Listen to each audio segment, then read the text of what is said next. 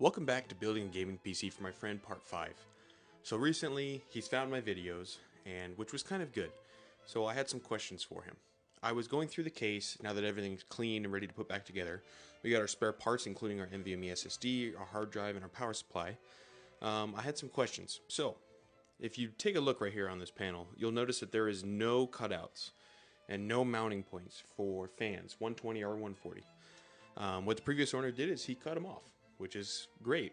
So basically all he was doing, there's a little lip on the edge, and he was counting on the fact that this fan fits on that ledge and clamshells it to the case, which we can do. So I asked him whether he'd like to get a new case or use this old one, and he's opted to use this old one. So let's get back to clamshelling the case.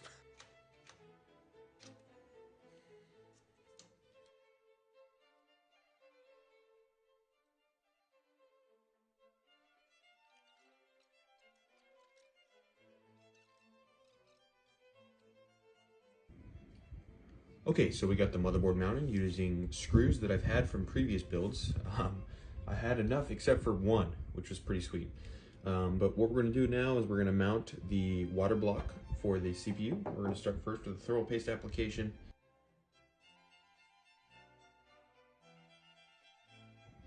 Alright, as long as I'm not mistaken, it should be springs and then the caps.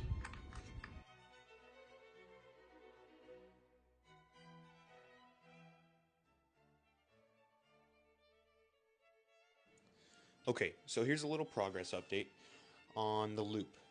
I had to drill new mounting points because I'm unsure of how long my graphics card is going to end up being. I figured out the flow for the pump. It's going to come out of the pump, into the radiator, out of the radiator into the VRM cooler, and the VRM cooler straight to the CPU, and CPU back into the reservoir as an inlet from the top. That's going to be my flow path. I seated the CPU, I put thermal paste on, and I put the CPU block on.